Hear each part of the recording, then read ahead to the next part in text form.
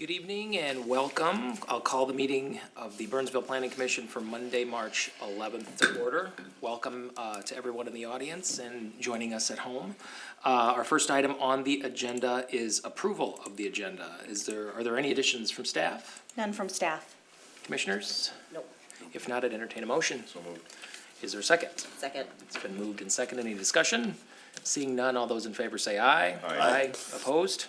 Motion carries. Item 2 is approval of the minutes of the February 25th, 2019 Planning Commission meeting. Any changes or edits to that from staff or commissioners? None from staff. That's one of the thicker sets of minutes we've seen, That's too. a robust Yeah, minute I saw set. nothing. Okay, if not, I'd entertain a motion. Move. It's been moved and seconded. Any discussion? Seeing none, all those in favor say aye. Aye. All those opposed, sorry. There we go, now motion carries. All right, that brings us to item 3, and bear with me, this is a long title. Thank you, staff, for giving us a long title.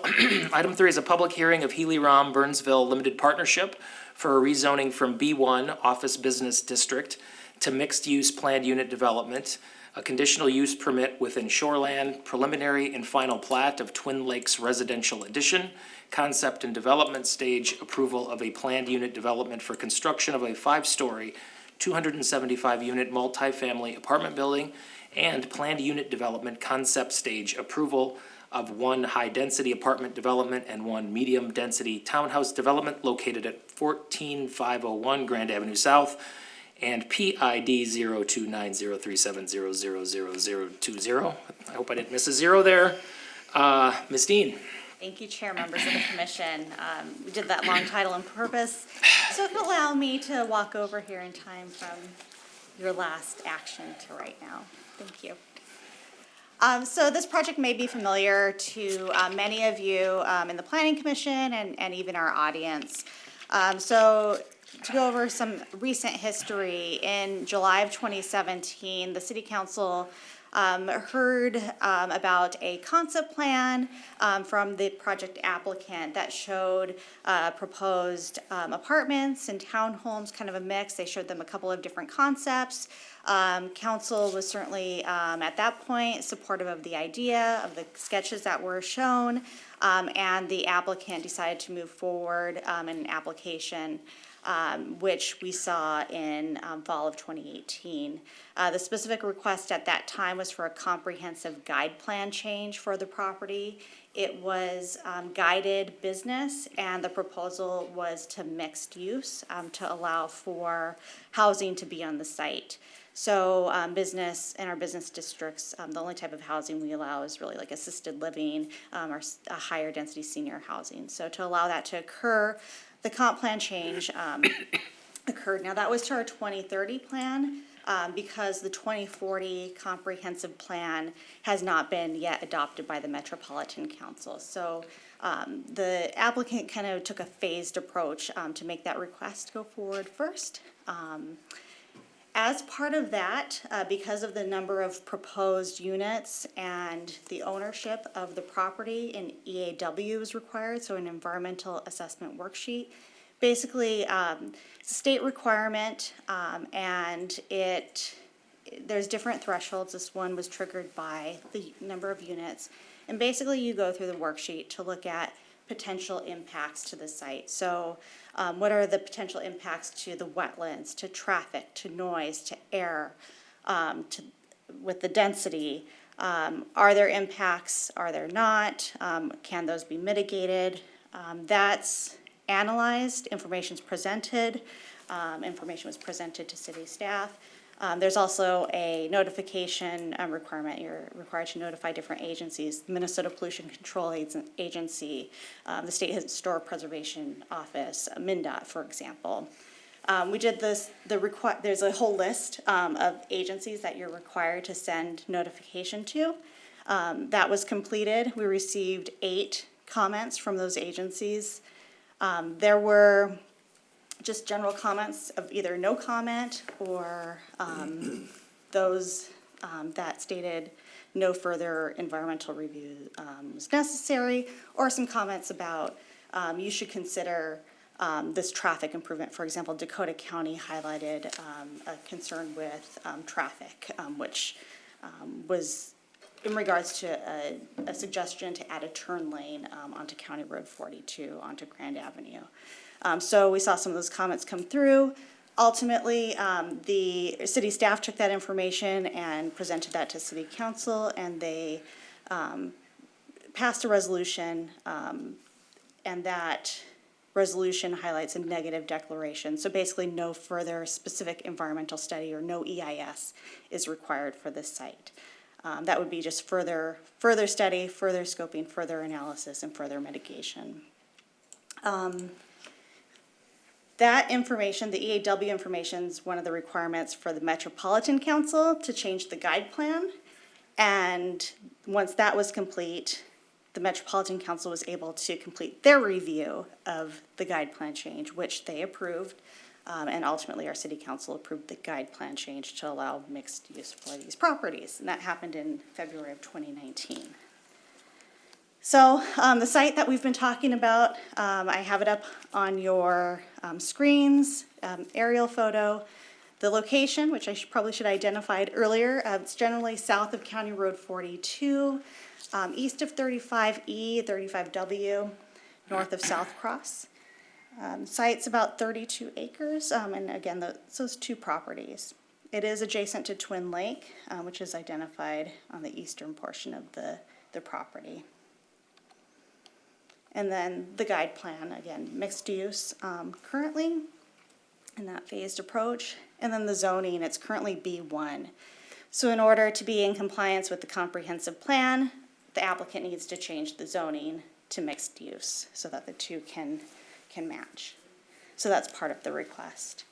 Surrounding zoning, it's a mix of commercial to the north, residential to the south. There is a pocket of office or our B1 zoning district, and then R1 to the east, as well as some what I would consider detached townhomes to the immediate east as well. So the proposal does include a preliminary plat, which you see here. Just to orient yourself, north is on the left-hand side of the page, south on the right-hand side. Grand Avenue, and again 35E directly abuts Grand Avenue. The proposal is to create one lot and block, so lot 1, block 1, identified here. And then a future outlot, or an outlot, outlot A, identified in this general area, and then outlot B. Outlot A, I'll stay here. Outlot A is for preservation of open space. There is a stormwater pond that's located within that area, as well as Twin Lake, and then open space. Outlot B is for the future development of a townhouse development and an apartment building. That's in concept right now. And then lot 1, block 1, that's the proposal for the 275 units. This is the final plat. Again, the lot 1, block 1, outlot A, and outlot B. I do just want to identify the applicant is proposing to dedicate right-of-way. Currently, because it's a registered land survey, this northern portion is technically their property. It's not city right-of-way or any type of right-of-way. So that will be dedicated. And then there's recently, the applicant has been working with staff to vacate the western portion of the area adjacent to Grand Avenue. This is extra large right-of-way. It was a remnant piece from MnDOT for 35E. Basically, it's going to join back to the lot. This helps them out in regards to a proposed monument sign. Originally, when the plans came in during the first go-around of the application, the monument sign was shown in the right-of-way. Staff would not support that proposal to have a monument sign in the right-of-way, so noticing that there's this excessive right-of-way, we worked with the applicant to be able to go through a process to vacate that, and then ultimately the monument sign will be on their property. This gets more into the specifics. So the planning and development concept plan, again, shows the phases. Phase 1 is really what you're going to be taking action tonight on the entire property. But the specific action, which will, if approved, move forward to building permit or to city council, then again, if approved, to building permit would be the phase 1. Phase 2, or the Outlot B concept would have to come at a future date. And we don't have detailed plans for that future phase. So looking at that Lot 1, Block 1, that Phase 1 portion of the development, the site plan identifies the building, kind of a O shape with the additional wing oriented. There's 2 access points, and then parking around this southern and eastern portion of the building. I do want to point out there is proof of parking that's located along the southern and eastern portion of the property. The applicant's not proposing to add that at this time. Should parking become an issue in the future, staff is requesting that that be implemented. But based off of the parking provided, staff felt comfortable with allowing that as proof of parking. There is underground parking that's proposed under the building. Access points are generally located here on the southwestern portion of the building, and then on the eastern portion of the building here. Infiltration basins are located throughout the property, snow storage area, which is so important as we're finding out this winter.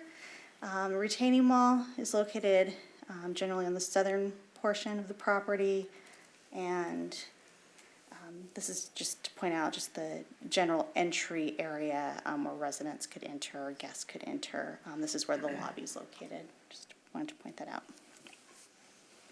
This is the general grading plan. The site's vacant today, so there will be grading that's necessary. This portion of the property isn't as wooded as the southern portion of the property. Just wanted to point that out as well. This is the landscape proposal. There will be preserved trees on the southern portion, as well as existing trees that will act as a buffer between the residential to the east. And then additional trees will be added to act as a screen as well on the eastern portion of the property. There is building perimeter landscaping that surrounds the building in excess of our minimum 50% requirement. I believe they're in 70% range, 70 to 80% range, in fact. This is just a general floor plan. It's probably difficult for you to read on your screens here, but I just did want to point out the general clubhouse area and pool within the courtyard. Again, 275 units are proposed of 1-bedroom and 2-bedroom units. They do meet our requirements for square footage, and the proposed parking exceeds what we would have for a minimum 1-to-1 underground ratio for their parking. And just some floor plan examples. Some of the units have balconies. Some don't, but there is, again, the mix of 1 and 2 bedrooms. And then just the garage floor plan or garage sheet. And then the elevations. This is the view you would see on Grand Avenue. It does have an appearance anywhere from 5 to 7 stories, depending on which elevation you're looking at and which angle you're looking at. The 2 levels located here are garage, and then above are the units. So it's really 5 levels of living space and then 2 levels of garage. Just another view from the east and from the north. The proposed architectural materials meets our requirements for the mixed-use zoning district. And then just some perspective renderings. These are just more of an artistic view of what those elevations will look like.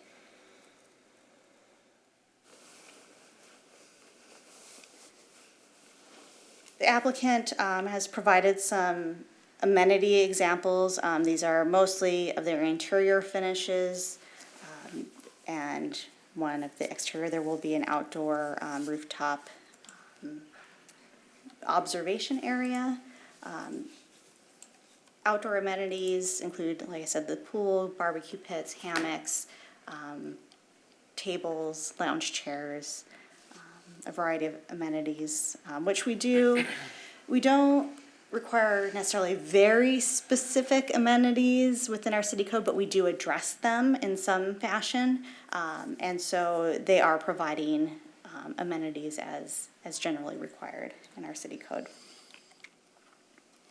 And then I want to point out some of the requests are related to the plan unit development. So there are a couple of deviations that are requested, one being the density. So for the Lot 1, Block 1, we do have a maximum density of 21.78 units per acre. The proposal for Lot 1, Block 1 on its own is 36 units per acre. However, when you take into account Outlot A, that would be perhaps even under the density requirement. Through the plan unit development, they're basically clustering the density to the western portion of the site to help preserve some of these natural features, the lake, the wooded area. And so staff felt this was an appropriate use of the plan unit development tool that we have. We do have a specific requirement in our city code that talks about for each unit, you're required to have 2,000 square feet of lot area. You do get a credit, however, for providing indoor and outdoor amenities as well as providing underground parking, which they do, so that goes to 1,700 square feet per unit. However, they're still under that requirement. However, again, based off of the plan unit development, all the preservation of open space, a lot of passive open space, as well as sidewalk connections throughout the property, staff felt that we could support that request. And then the height of the building over 50 feet.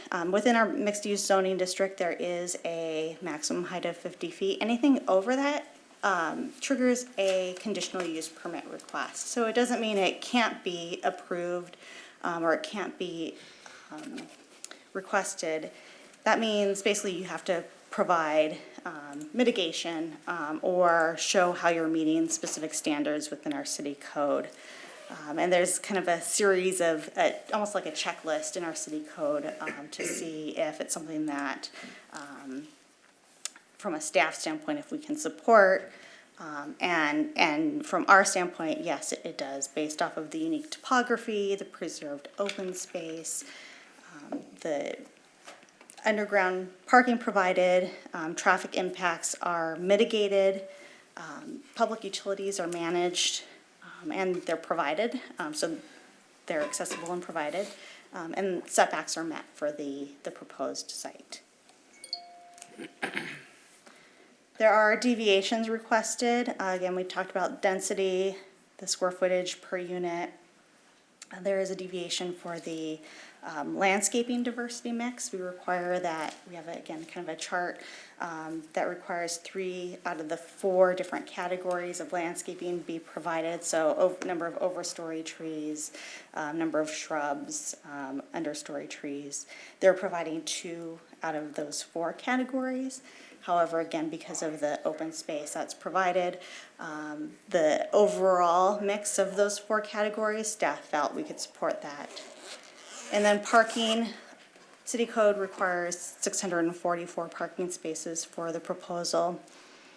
They're proposing 515, but based off of data that our applicants provided, as well as the ability to add additional parking, not only through the proof of parking, but if it really became an issue, they could expand within some of that green space area.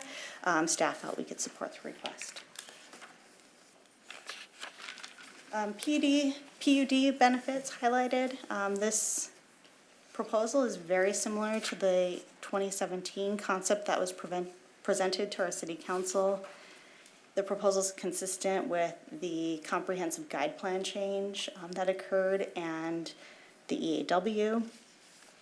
The proposed plan, again, provides a lot of open space. 10.21 acres are preserved just in that outlot A alone.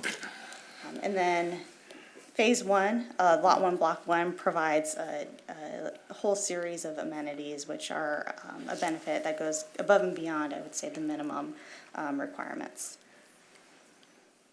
Engineering considerations, we do have a memo that's attached that's part of your packet. A lot of those items are just standard required prior to building permit issuance or prior to final plat. Stormwater has been accommodated on site through infiltration and stormwater retention. Development fees related to park dedication and sewer and water shall be provided, and that's standard for any type of new development. County Road 42 and Grand Avenue, one of the recommendations is that a turn lane be added. That is not only just related to this project, but other projects within the area. That was something that was identified by Dakota County through that EAW process. And that a low-impact development agreement shall be executed before building permit issuance. And again, this is pretty standard requirements. Planning considerations, we certainly support projects that are consistent with a comprehensive plan. When we do encourage transition between residential densities, so we have our, again, low density to the east, but then you have the business to the north and the freeway to the west, so it does provide that transition. The zoning, it's compatible with mixed use land use, and the EAW was prepared and a negative declaration was determined. With that, staff does recommend approval of the project subject to the conditions below. The applicant is here and would like to provide a short presentation for you as well, just following this. If you have any questions, I'm certainly available, or we can just jump right into the applicant's presentation, and then if you want, you can ask questions after that. I'd leave that up to you, Chair. Yeah, that sounds good. Let's go to the applicant's presentation, and then we'll do questions after that. And then certainly you'll have to open the public hearing too. Absolutely, absolutely. Welcome. Good evening, Mr. Chairman, Commissioners. I'm John Shardlow, planner with the team. We're not going to repeat everything that Ms. Dean said. You have a 50-page staff report, and we've been working really closely with the staff for a long time. All of the technical plans are available to be pulled up if there are any questions, but we don't plan to go through every one of those. I do want to introduce the folks who are here today, and I'm going to give you just a quick overview of our presentation. We're going to just hit the highlights. Tom Healy and Peter Ramy are the landowners. They've owned the land for over 25 years, and they have a long track record of quality design in the city of Burnsville. Lacessi Development, Tom Hayden is the Director of Development, and you haven't had the chance really to meet Tom or to know about Lacessi, and they're a major investor in this project, so I'm going to have Tom do the bulk of the presentation, telling you about Lacessi and having him introduce his project to you and talking about what's distinctive about it and why they're so excited about it. Samatech is represented by Brady Busselman. Brady knows more about this project than anybody, but he's not going to present. He's available to answer questions if you have those. Humphrey and Partners Architects also aren't present tonight, but Tom Hayden will be prepared to answer questions about them. And finally, we have known from the very beginning that traffic has been an important issue. It was flagged to us when we first got involved with the city, and so we're going to ask Marie Cody to do a brief presentation, just summarizing the traffic analysis that's been done in the area and explain the reasons why she's recommending the right turn lane and why she feels that this development, that this property should be responsible for 50% of that cost. I think it's important for that to be on the record. And finally, Craig Ebling is here, a development consultant to the project. So I've given you the team introduction. I want to just, in very brief terms, summarize kind of the basics of this planned unit development and talk to you a little bit about community engagement. Again, one of the things that we heard very early on in the process, and we heard from the City Council back in July of 2017, was we want you to work with the neighborhood. There had been some recent developments in the area. We knew there had been concern about traffic, and so we were committed from the very beginning to meet with the neighborhood. Again, one of the most important things, I think, is that you get a chance to meet Tom Hayden and learn about LaCessi development. So Tom will give you a review of his project. And then we'll just close with a summary of the traffic analysis and then be happy to answer any questions that you might have. So again, Ms. Dean talked about this. It's kind of a little known fact, but one of the first, I think the first planned unit developments in the state of Minnesota actually happened here in Burnsville. It was the Burnhamwood Townhouse development. I had the pleasure of writing the PUD ordinance for the city, and I know what the purpose and intent is, and a lot of it has to do with protecting natural features. And so there's a ton of details that we're talking about tonight, but at the most basic level, we're talking about clustering the development up along Grand Avenue in proximity to the freeway and saving trees and saving slopes. I mean, that's the bottom line. That's the fundamental justification for the planned unit development. So again, the process started with that work session. We came to the city council and said, the folks from Healy-Ramey said we've owned this property for 25 years. We've held it with the current zoning. We think it's time to consider a change. The city council said that they were open to that, provided that it was a level of quality in luxury apartments that isn't currently a choice that's available to Burnsville residents. Both the council and the staff emphasized the importance of dealing with traffic and also engaging the neighborhood. So one of the things we did early on, or the team did, was retain SRF consultants, because they were the ones who had done the bulk of the traffic analysis in the area, very familiar with the city, so we thought that they had the most background information.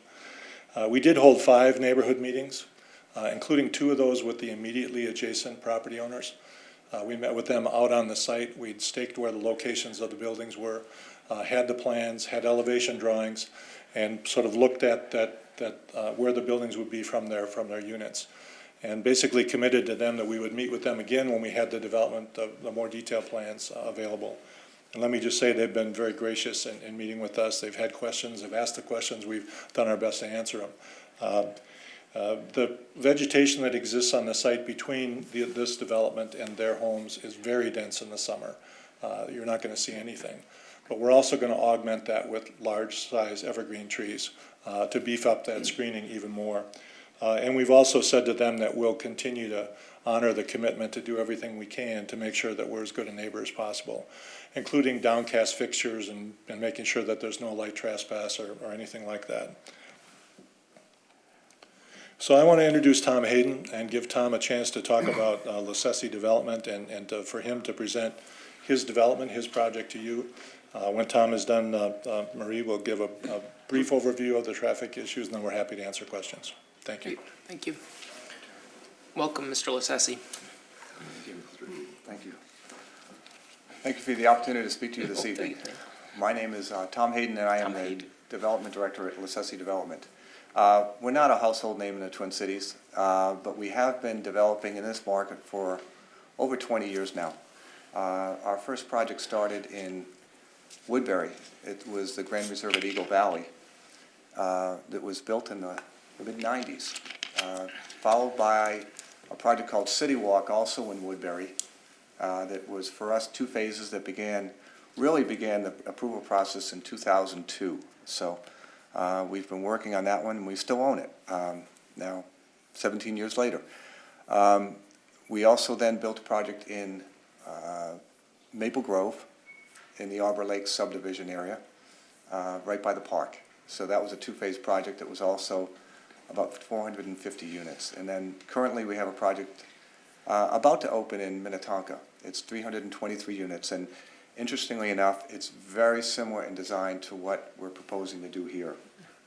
And as John had mentioned, in building the project in Minnetonka, it was a project that really it's an efficient design. It incorporates a lot of parking. As Regina mentioned, there's 515 spaces, most of which are in the garage, the vast majority. To give you an idea, we have 60% one-bedroom units, 40% two-bedroom units. So it's skewed to the one-bedroom side, but we have 1.17 parking spaces per bedroom. So every bedroom has literally a car, more than a car associated with it. So we think we have plenty of parking here, but we also added, in the event we need more parking, we have that available. So let me go back now and just give you a little bit. We were founded in 1952, Rochester, New York. Sal Lassesi's father was actually a developer. He then, in the late 80s, moved to Altamont Springs, Florida, got away from the cold winters, and moved south. And in the beginning, Lassesi was involved in all different product types, hotels, industrial, office. Since really the mid-90s, we've just been involved in multifamily. And it's been multifamily. What we don't do is build high-rises. It's not our strength. And when I was describing the projects in Woodbury and Maple Grove, those are all first-ring suburbs around the Twin Cities. And that's really where our strength lies. It's in a building that's of very high quality, but is wood frame building as opposed to a steel structure. It's just not what our strength is. Our footprint is obviously in Florida. We're primarily in Florida. Been coming to Minnesota. I started my career in the banking business as a lender, and I've been coming here since 1986. Started in a lending capacity. We also have projects in New York, upstate New York, and then, as you can see, the footprint in New England as well. It did leave out, we also had one project that was in Virginia that by chance won the national award as the best mixed-use project in the country, and I think it was in 2011. I'm not certain, but the years kind of run together. This is the footprint of the project that we're doing here. As Regina had mentioned, we've got I'm sorry, there we go. The rendering there, rendering of the project. The elevations are similar to what we're doing in the Minnetonka market. However, in that one, the difference is that in Minnetonka, we were shooting in Minnetonka for height. If you go into the park, you've got the United Health building, and you've got some other very, very large buildings. The Marriott's there as well. So the city had asked us to create height, to come up as high as you could. So what we did is, rather than putting the garage below grade, we built the garage essentially at grade and built up from there. So when you see that one, it has a different look to it because of that. Here, we talked about keeping the height down. So the terrain here works very well for putting the garage into the slope, and that way we can more or less bury the garage in the slope. So that's what we're doing here. Again, more elevations. We're using a combination of stone, hardy, the cement board, and also we have some steel accents that really are pretty neat. And on this one, this shows the garage, and then on the, let's see, is that the one on that side? I wanted to show the, let's see. On this next one, on the lower one on the right side is what we've added is an observation deck. It's on the top level, and it'll be facing towards Buck Hill, actually. So it's a very, very large area. It'll have fire pits in there, barbecue grills, sunning areas, and it'll just be a very, very open space for people to just hang out and enjoy the views from that location. More. What we did here is the questions came up in the past about what makes it a luxury community. And as you look through here, there's different things that are important to us. As you scanned through, quartz countertops are important, quartz or granite, those things. In this project, we'll be incorporating Italian cabinetry, quartz countertops. All the units have, and these are pretty standard stainless steel appliances, washer dryers, all those things that you really bring to an institutional grade, high quality community. So we'll have those here as well. Other things that we've done is we have a large fitness center. In the center photo, we always add what we call it is a kids room. And it's a situation where as the parents work out, the kids can play in the room, but we make it open to the fitness center through glass so that the kids can see the parents as they work out. So you know what your child is doing, but you can get your workout in and know that your child's safe and it is in the room. And then these are other ones. We show the fitness center. In our project in Boynton Beach, we added a small bowling alley. And then on the lower right, we've got workstations. And what we're doing in this project in particular is we've added one of the trends that we're seeing in multifamily is more working from home. And so we've dedicated, as Regina was pointing out some of the common areas, we've dedicated more space to private offices and also gathering areas where people can work from home. But they can do it on an individual basis or on a group basis. So we've really expanded that part of the space that we have. Other things, just to point out, Regina mentioned about the balconies. And what we've tried to do is to put a balcony in each unit. But in some of the units, the ones particularly at the front entrance of the building, we've deleted the balconies and we've put really a floor-to-ceiling glass because we think in those cases, for sense of entry, it's better to have the floor-to-ceiling glass than it is to have the balconies above the entrance. So, but notwithstanding that, in most of the other locations, we do have balconies. So we've tried to incorporate those. So with that said, I don't know, we will have a question and answer, but I think right now it's Marie. Ms. Coe? Thank you, Mr. Thank I you think very I butchered your name. I misidentified you earlier, so I No worries. had my Tim Apple moment. I apologize. It was actually a compliment for you to say that. Welcome, Ms. Coe.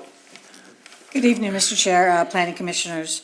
SRF has done a significant amount of traffic analyses in the development area. We took a look at existing conditions and future conditions so that we could have a better understanding of what the traffic impacts would be due to the additional traffic related to the development. We took a look at two areas from a peak hour perspective. We took a look at key intersections to look at the level of service and how they're operating as far as the amount of delay that vehicles would be experiencing. And then we took an additional look at a roadway capacity. So we looked at the design of the roadway, two-lane collector, how much traffic is out there today from a daily perspective, and then how much additional traffic would be on there. This analysis also took a look, in addition to the development trips, it also took into account the senior living development and additional trips that would be generated by that. So for existing conditions, from a peak hour perspective, all of the intersections operate level of service B or better. I think I have mentioned in the past, it's like grades, so A to D is acceptable. E and F is when the delays are too great that improvements are needed. In the future conditions, adding the additional traffic during the peak hour is a level of service C or better. And the intersection that is the level of service C with the most delay is actually the 35E East Ramp. And then we took a closer look again for the roadways themselves. Specifically, we looked at Grand Avenue, that changes to 145th, that changes to Plymouth. That two-lane roadway currently has roughly 1,500 to 1,800 cars per day. Not the capacity, that roadway as a level of service B service actually can carry 6,500 vehicles, two-way in a 24-hour period.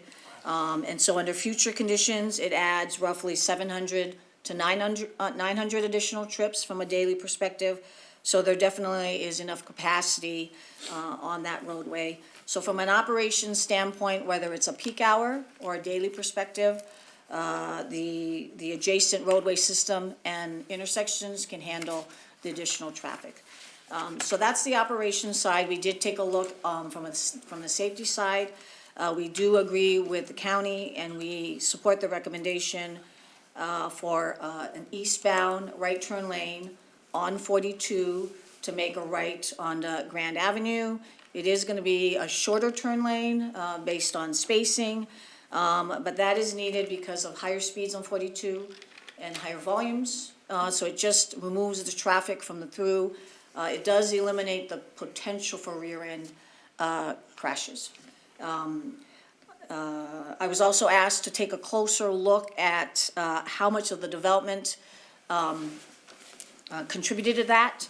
And actually, the amount of existing eastbound right turns during the peak hour is very similar to the additional eastbound right turn from the development. And so that is where we came up with a 50-50 split on the property owner would be responsible for half of the cost, being that there is a volume that is out there today and then a future volume that they're contributing. So other than that, I am here if you have any questions. Can I ask one question? I might have missed this. So all of your numbers are based on the development built out fully as in the concept plan, or is it Yes. just okay? And actually, it's two different phases. Yeah, So the first phase is this one, and we did do one for a full build-out. Okay. But And- what you just presented to us is for the first phase? No, Right? For so or the level of service year better would be when everything is developed. Okay, thank you. I'll just add one thing too, that with the, traffic, when the comprehensive plan amendment went through, SRF also illustrated that with the zoning change, it actually reduces traffic trips dramatically. I don't remember the exact number, but it was quite a bit. And that was the comparison of the previous office versus residential. Right. Commissioner Benke, did you have a question? Ms. Coe? Just a couple of clarifications while you're here. The right in, that's the right from 42 onto Grand, correct? Okay, so that, I just wanted to be sure of that. And then you'd said that the trips are running around 1,800 currently? So when you leave South Cross on Grand, it's actually 1,550. Okay. And then as you go further north and you get closer to the church. Right. And it's Plymouth, then you're about an additional 200, that's 1,750. Okay, and then this project adds between 700 to 900 trips per Correct. day? Okay, so basically, the traffic that's there now doesn't really, it's not obviously the residential in the area. It's just people using Grand to get from South Cross to 42 typically. Correct, but the volumes on that roadway Yeah. do take into account the residential that is, Planned, planned and what's out there today. right, but there's no residential there. All I'm getting at is that we currently have a level of service that's out there, but it's mainly from people using the road, and we're not even doubling it by adding the apartments. Well, starting from South Cross, Grand, to 145th, so east of Grand, where the right turn lane comes down, there are some cul-de-sacs, Right. right? So those residential trips on a daily basis, let's say they take a right turn and go to the signal at Plymouth. Right. So when you get to that roughly 1,800, Right. it does take into account those single-family homes that are there today. Okay, thank you. Commissioner Roberts?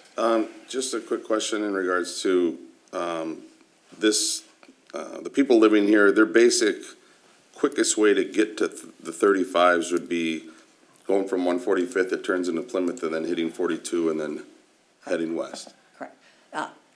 correct? Okay, that's kind of their only for quite a ways. I'm just curious if So that's, for. if somebody wanted to get on 35E, that's where they're going. Or even for that, like, otherwise they've got to head down Grand all the way down to Crystal Lake, it's Crystal Lake Road, So, Chris, or Crystal Lake, yeah. So for those who want to go east, could take a right Yeah. at Grand, but right, those going, making a left, headed towards the freeway do need to use the signalized intersection. But again, we modeled Plymouth at 42, and the modeling does take into account, it's a simulation, and it actually looks at the number of cars that are queuing under current conditions, which, again, we look at the simulation, and traffic counts are now collected by camera. So we do make sure that under existing conditions, when they were counted, it's not exact, but we do look at the queuing distance to make sure that the existing conditions does replicate what is out there today. And that gives us the confidence that when you generate the additional trips and put it on top, it just gives us a higher level of confidence that that is what is to be expected, again, with the development in. Okay, and that takes into consideration all the other developments that are going in as well, plus the church, plus everything. Correct, correct. Commissioner Timmerman. I'm curious with the new turn lane and also the existing turn lane, when you're facing west on County Road 42, will that turn lane be extended or I guess what's the consideration for the length of the turn lane to avoid any accidents, rear-end accidents, or backups from cars queuing in those turn lanes? So are you talking about then the signalized intersection at Plymouth and 42? Primarily, yes. So when you're heading west on 42 and you want to turn left onto 145th. Okay, so again, when we looked specifically at that intersection, and again, this is on a county road, and so the county has looked at our traffic study, and we do look closely at the turn lanes that are out there today to make sure if there were concerns with queuing, backing out of the turn lane and then impacting through traffic, we would have stated that in the report. And again, based on our analysis, we did not observe that under existing conditions or future conditions. However, it doesn't mean that somewhere in the future, just like any of the intersections, if there is a problem that arises, that's something that can be looked at. But based on this development and the additional traffics, we are not expecting that condition to occur. Okay, thanks. Do we have additional questions for Ms. Coate or any of the other applicant presenters? I had some for the applicant. Commissioner Benke. Is Mr. Hayden available? Mr. Hayden?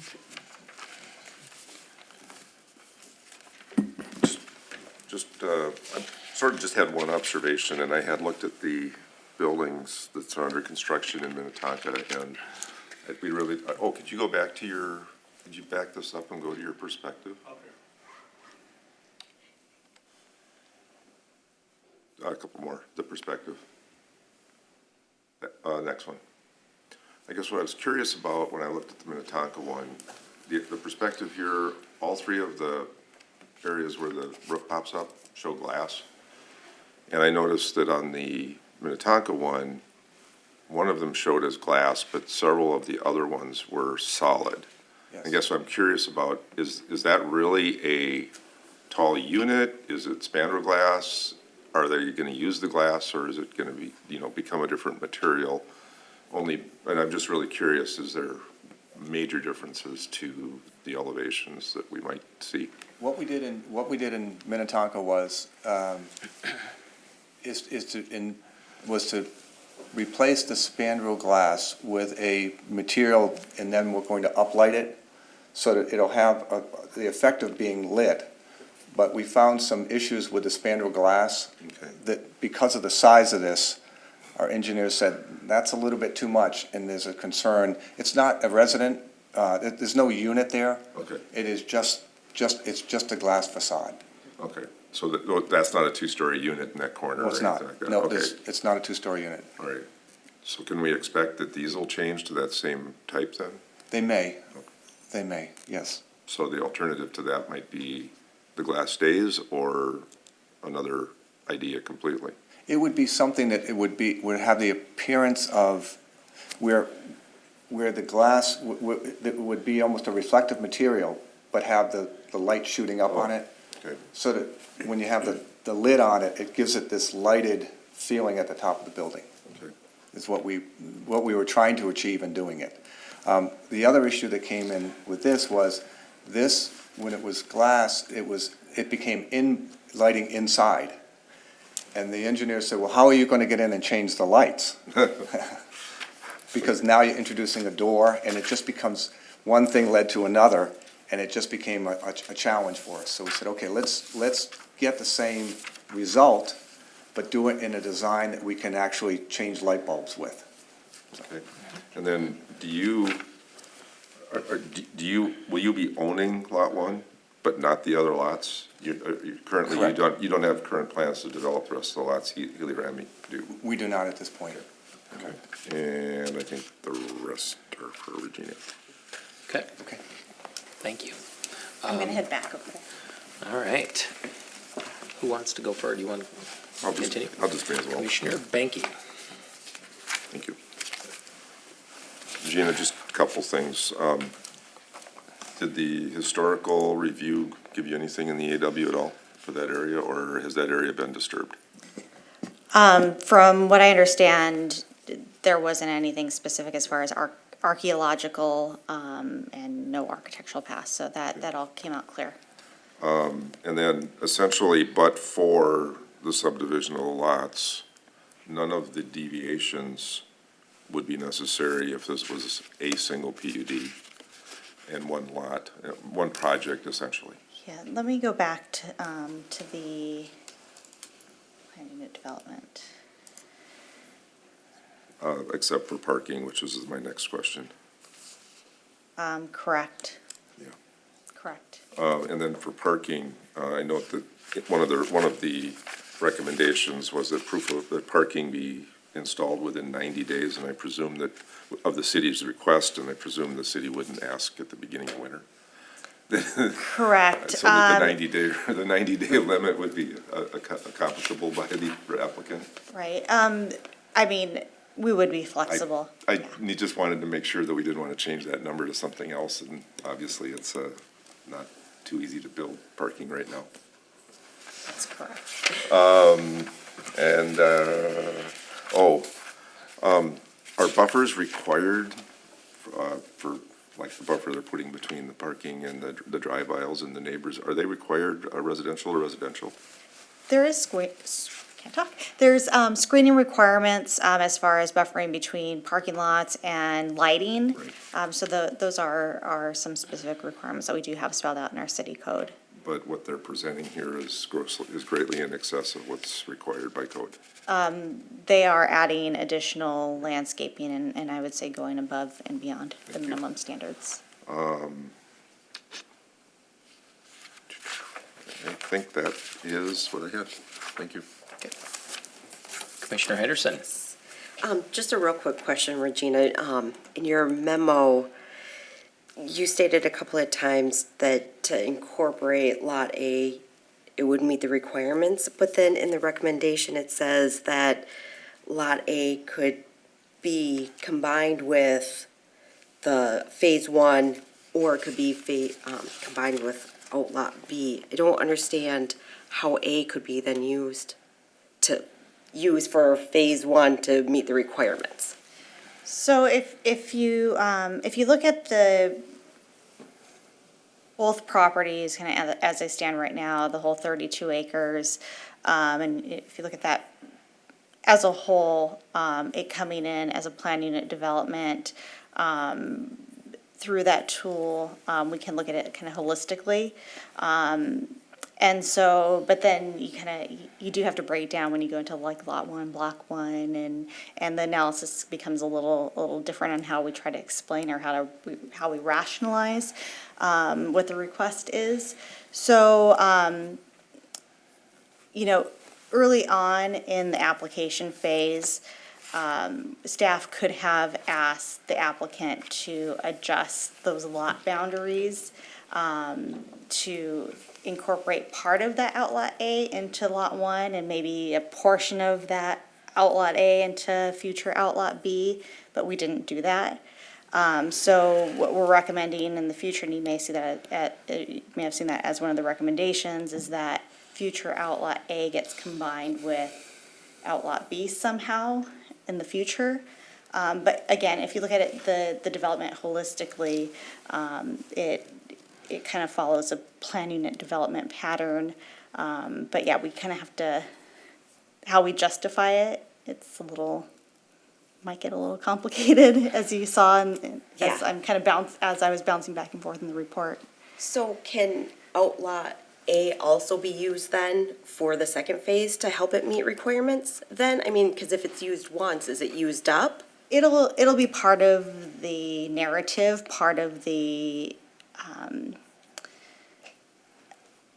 as we're writing the staff reports in the future, it'll be something that will be included as well, analyzed as well, and incorporated into that analysis.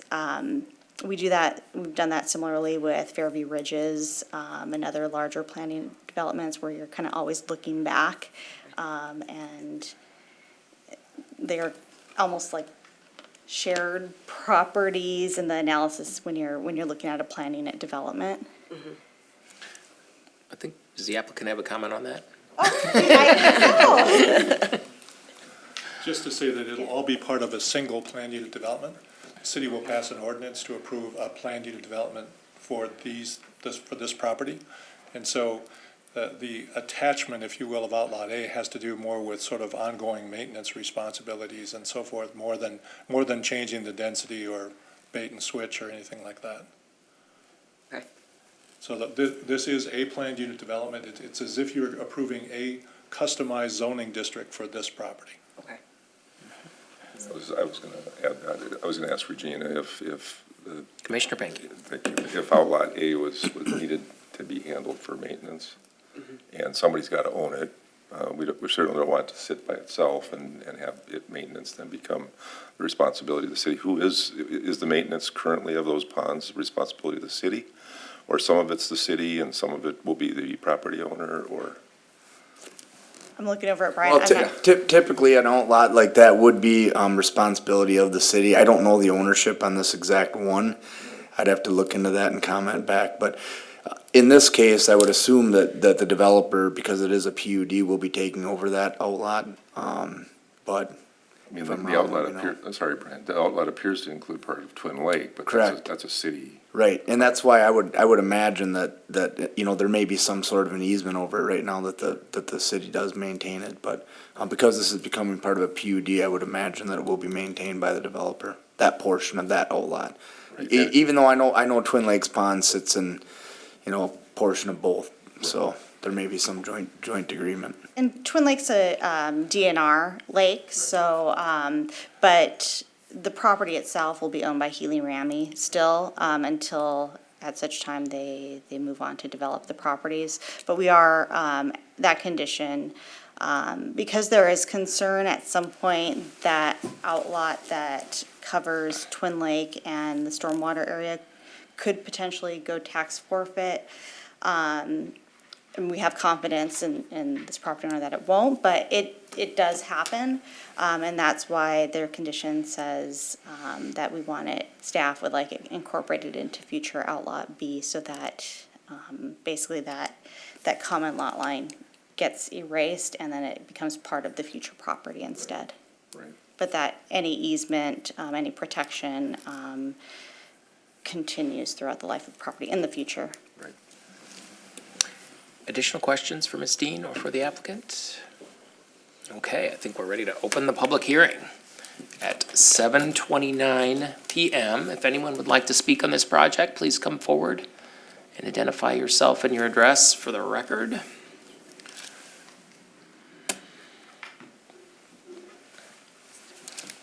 Welcome, sir. Hi there, I'm Steve Steining. My wife and I live in the adjacent property, just to the, I guess, east. The one question we had was on the traffic it would appear to us, living in the area, that the traffic not only is a lot, but I guess that was adequately addressed, is probably the speed of the vehicles coming north from South Cross. I walk in the area, and a lot of times it's difficult to get across the street before a car is coming around the curve. And I guess we were wondering, along with a number of the other neighbors, how is that being addressed? We had thrown out the possibility of maybe a roundabout at that intersection. Just curious how that had been laid to rest, if at all. We had this discussion the last time, right? Yeah, Mr. Chair and Commissioners, again, speed is something that's dictated by the state, so oftentimes a speed study will be completed and the speed limits will actually increase based on what the actual movements are out there. There are opportunities, with bump outs, things of that nature, roundabouts, that can help decrease speed. Nothing at this time has been evaluated and nothing's within the CIP at this point. It's not to say that there surely couldn't be, but at this point, there's nothing out there right now. I will say that, there is a subsequent, traffic study gonna be completed, as a part of the Berean approval, that calls for a, traffic study to be updated now that development is done in that area. And that'll be done in October of 2019, I believe. That study could, again, show some increased traffic levels or things that might warrant, doing some things to intersections or try to do some stuff with speed control. But that's addressing volume, not speed. Correct, exactly, yeah, and again, speed is a tough one because typically I would say at least 50% of the time when we request speed studies to try to reduce speed, it actually increases. So without doing actual physical improvements such as roundabouts or lane narrowing, things like that, it's pretty tough to deter that speed. It's an enforcement action. I mean, really, we can notify, the police and try to get them to monitor that area closer, and that typically helps out. I know it's not probably what you want to hear. No, It's no. kind of like I said, from a traffic standpoint, it's kind of two separate issues, so. Okay, thank you. Thank you, sir. Additional comments? All right, seeing none, we'll close the public hearing at 7:32. Commissioners, additional questions or comments? Just an observation, if I can. Commissioner Benke. Yeah, I've noticed, specifically around areas where I've developed before too, that sometimes the vacant lots and having a long, open stretch of road can contribute to speed issues, and actually adding people and adding traffic can slow things down. I would hope that's what happens here. I certainly don't have a crystal ball, but just a little of that. I wanted to compliment the applicant on the product. I've known of Humphreys and Partners for years, decades now, and they've always done pretty stellar work, so I'm very impressed with what they have here, personally. I thought the project was extremely well presented, and I quite honestly don't have a heck of a lot of questions. And everybody here knows I tend to ask a lot of questions, so. Yeah, that was good work, neutralizing the questions here. Additional comments or questions? Commissioner Roberts. In regards to the quality of what's being built, I like that. We need that. And I don't know if you guys as a whole have done a survey yourself in regards to the need for that in Burnsville and why that particularly came about to put this big complex in this area. Did you guys do something that came about where they said, yes, we've got a draw for that? Or no?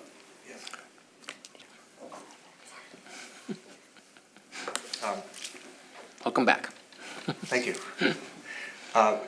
We did several market surveys of the area, and in particular, we found that the competitive market here includes Bloomington, and we found that in the Bloomington market, what we're going to build here, we believe is going to be superior to that product, and is going to be more similar to what you see on France, further up in Edina. So it's going to be of that quality level. And as we drove around the first ring suburb, we've kind of hit most of the markets. So we were looking to be active in the south side of the market. And when we drove through Burnsville and had met with Peter and Tom and found out what a community this was, it attracted ourselves, and our investors to be here. And we always shoot in what we're building for is to be at the highest level. We expect to have rents which are at the top of the market here in Burnsville. And we hope to bring people down from that 494 corridor to live here. And there's also going to be with the commercial people who work here. So we found that to be very attractive. It also appealed to us because of the amount of commercial space along 42. That was, in our minds, was very similar to Arbor Lakes, where we were in the midst of just over 2 million square feet of commercial space, and the synergies there are just phenomenal. It just makes the residents happier, and it also helps the businesses. So that's why we targeted Burnsville when we were fortunate to find one this close to 35. Yeah, because you're basically at the very opening of our split. Absolutely. Burnsville's got that very unique split of the 35s. You are right there. Yes. So that's going to be a huge thing to have a building of that quality there. And the world's changing. Right now with the internet and the millennials, oftentimes we find that there's renters who come sight unseen. That being said, having the visibility of 35 east and west just can't be beat. So we're very pleased, and as John had mentioned earlier, we're really excited about the project and looking forward to getting started. Thank you. Additional comments? I want to, just to follow up on that, as I was going through the material today, I noticed an article online that said America's fastest growing group of renters, senior citizens. And the point of it is that there's been a 43% increase in the number of renters older than 60 in the last decade, which I also think speaks to a little bit of the niche. I know a lot of the focus is always on millennials. But I think that's an important part as well. I want to compliment the development team on this one as well. This is a big project, and I know you've been here a number of times, so it's not like this is the first time, but it seems like everything has been very well thought out, and staff, I appreciate the work that you've done with them as well. Specifically, I know you've made a conscientious effort to work with the neighborhood there as well, and I appreciate that, and I know going forward that's going to be important as well for something like, should it go forward, should our road, whatever happens this evening, and then with the city council as well. So just wanted to make that point. With that, commissioners, is there any motions? I would entertain motions, should there be one. Sure. Commissioner Benke. Mr. Chair, I recommend the Planning Commission recommend to City Council approval of the proposed rezoning from B1 Office Business District to mix PUD, Mixed Use Plan Unit Development, conditional use permit within shoreline, preliminary and final plat of Twin Lakes Residential Addition, concept and development stage approval of a plan unit development for construction of a 5-story, 275-unit multifamily apartment building, and plan unit development concept stage approval for 1 high-density apartment development and 1 medium-density townhome development located at 14501 Grand Avenue South, and the PID listed. According to the following 9 conditions, as written. There's a motion. Is there a second? Second. It's been moved and seconded. Any further discussion or comments? Commissioner Timmerman. Just want to make a quick comment to the neighbor who came in and asked questions about the traffic and safety. I think that as long as I'm on the planning commission, that's something that I'm going to remember, because I am very familiar with that road. I drive on it often on my way to church and other events. And I think Commissioner Benke made a good point. I think that with some development, with some traffic, I think that could slow vehicles down. I hope that does. But as we revisit these projects going forward, I'll definitely keep that concern in mind. Additional comments, or are we ready to vote? All right, all those in favor say aye. Aye. Aye. Opposed? Motion carries. And when does that go to the city council, Regina? March 19th. March 19th, city council, 5:30 PM. Thank you very much. Thank you very much. Appreciate it. Okay, that takes us to item 4, which is to continue the public hearing for Junction 35W and 13 LLC for a planned unit development amendment for a 78-foot tall addition to the south side of the existing building for warehouse, office space, event center, and living unit located at 12600 West Frontage Road. Ms. Dean, is there any? So, at the request of the applicant and staff, we're proposing that you continue, the public hearing, to allow time for the applicant to revise plans and present those further to staff. So this will be before you, should you continue it, at the March 25th Planning Commission meeting. And then, potentially, if we don't get plans back in time, continued again, but we'll see. We're working hard This with could be the the applicant. continuation. Is there a motion or any questions? Commissioner Roberts? I can ask a question on this, right? Yeah, in regards to the living unit, is that still something that they were gonna do? It's still in the title and the notice. Oh, I okay, think. that's all So it is? yeah. Okay, all right. Is that right? Sorry. As far as I know, Okay. that's correct. Unfortunately, Deb Garros is out sick today. Okay. She's the project planner, but I believe that is still the case, that would still remain within.